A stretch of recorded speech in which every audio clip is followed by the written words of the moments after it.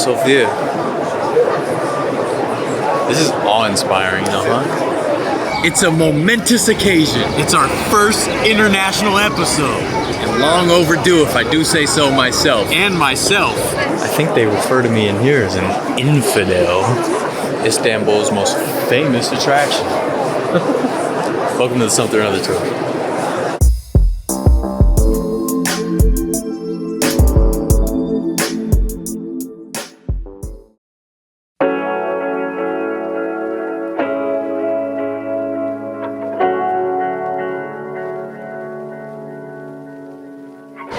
Welcome to the Something or Other tour. We're in Istanbul. Yeah, I can't believe it either. And that's the Hagia Sophia. It's our first international episode. The Hagia Sophia was originally built as a church in 537 AD. It became a mosque for centuries and centuries when the Ottoman Empire conquered Istanbul, then known as Constantinople.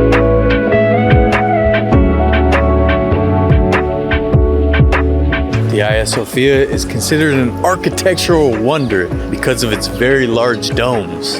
Who doesn't love a dome? The towers you see at mosques are called minarets. They're a slender tower with a balcony, and back in the day, a guy would stand up there and he would do the traditional Muslim call to prayer.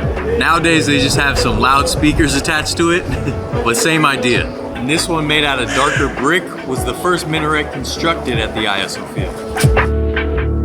Right across on the other side of the park out front is the Blue Mosque, another one of the most famous mosques here in Istanbul. Istanbul can have such beautiful weather, including yesterday. It was beautiful out here. I was out here yesterday, and now it's kind of gross. It's freezing cold too. Call to prayer. The Blue Mosque and the Hagia Sophia seem to go back and forth with their call to prayer. They like take turns. I love the stray dogs. That's not cool. Leave that dog alone. Get out of here. Leave that dog alone. Get out of here before I kick you in the butt. That's what you need, swift kick in the butt. Ridiculous. Ridiculous behavior. All right, let's head into the Hagia Sophia, one of the wonders of the world.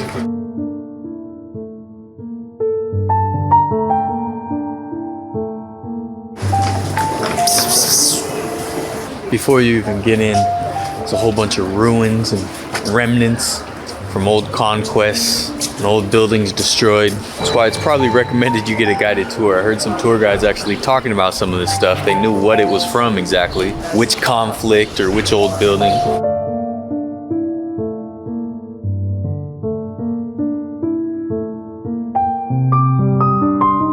The old washroom area here. Well, not a room, it's outside. And there's a bunch of fountains around the city where you can just get water or wash your feet. So washing yourself is called ablution, I believe. Any of my Muslim friends out there, feel free to correct me. No idea if these ones are still used or not.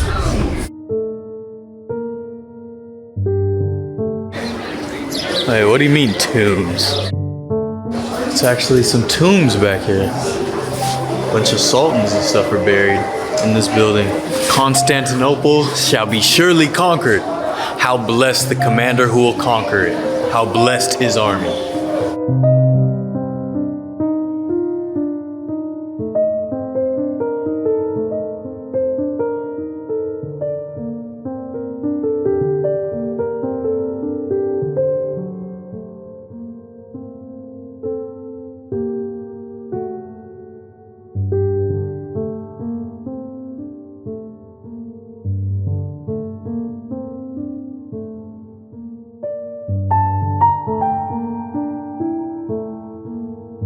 First hallway is pretty amazing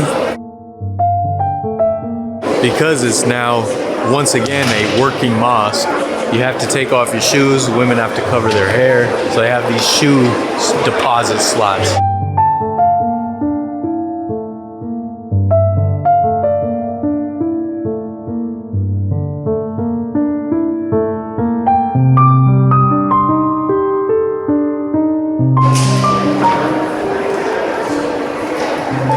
This is so awe-inspiring.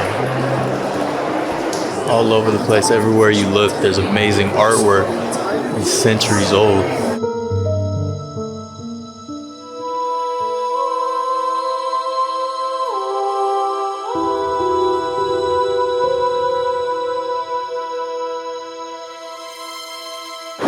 This is incredible. Oh my goodness. I've never been anywhere like this.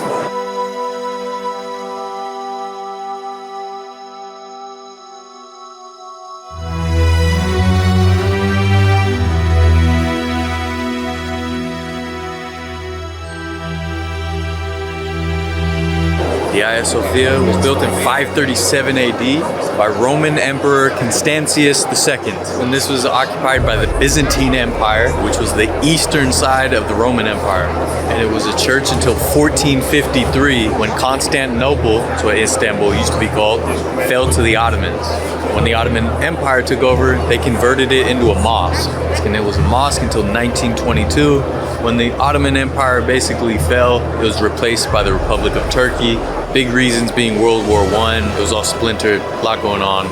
Very deep history there that I'm not as well versed in as I should be. Since 1922, this has mostly been a museum, but 2 years ago, they actually reconverted it back into a mosque. So now it's live again, it's a live mosque. So you have to adhere to all the rules of a mosque. Women have to have their hair covered, you have to remove your shoes, and they still do prayer and worship here on a daily basis. Even though it was started under Constantius, most of the construction you see was under Roman Emperor Justinian. The original church that was in this site was actually destroyed just a few years after it was built. During the Byzantine Empire time, when this was a church, it converted between denominations a couple times, and at one point it was severely damaged in an earthquake. This in like the 1300s, so a long time ago. So much history, so much turmoil, so much conflict that this place survived through. And because of these conflicts, a lot of people avoided the church, thinking that it was just infested by demons. Some eyewitnesses claim to see the Holy Spirit leaving this church right before it fell to the Ottoman Empire in the 1400s. When this was built, it was the world's largest interior space, and it was a very early example of a dome this size. It still exists today, which is pretty incredible. It's really something that has to be seen to be believed.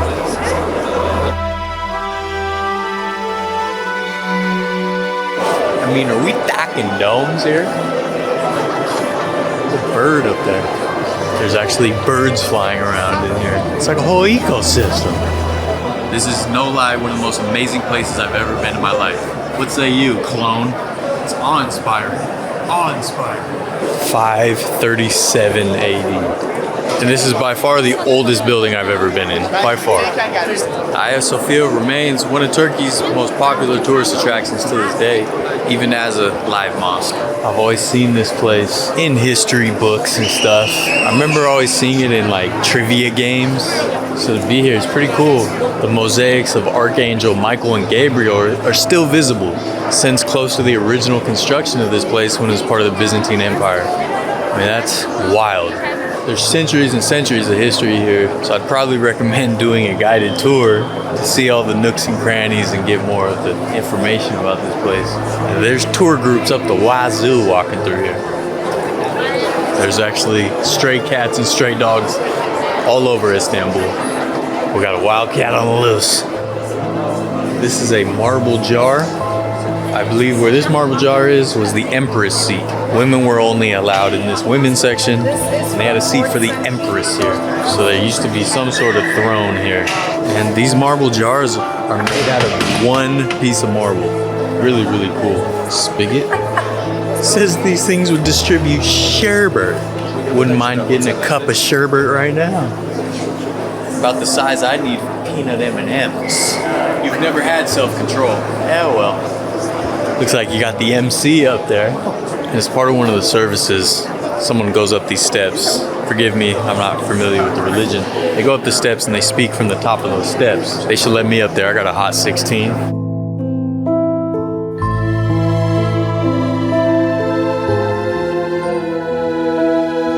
This is legit one of the coolest places I've ever been. Something or other tour went international. I mean, we got mosaics, we got the domes, stained glass. What else do you want, you know? What else do you need in a church or mosque? And the chandeliers might be my favorite thing. It's so cool.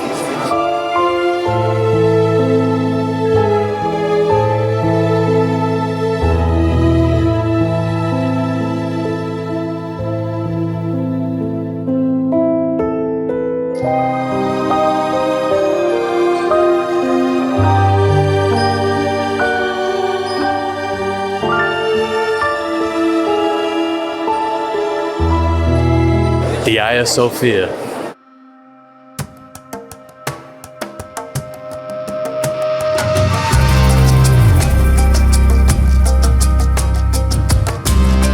That's it for the Hagia Sophia, right here in Constantinople. It's Istanbul.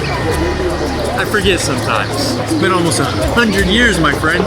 Hope you guys enjoyed the first international episode of Soup. Hopefully, first of many. Remember, we have a Patreon. If you'd like to support us further, get us to more places like this. There's lots of extras on there, bonus content, behind the scenes stuff.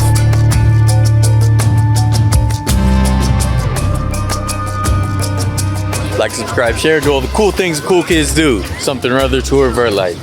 It's not the Eye of Sophia, okay? Stupid joke, huh?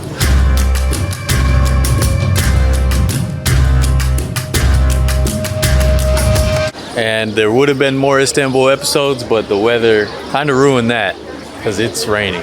Pretty much all the bathrooms here cost money, and it's so strange culturally. Like, I walk into the men's bathroom, there's a whole bunch of people sitting there washing their feet. Totally different, you know? Two fat pigeons, too fat. Fat for your own good.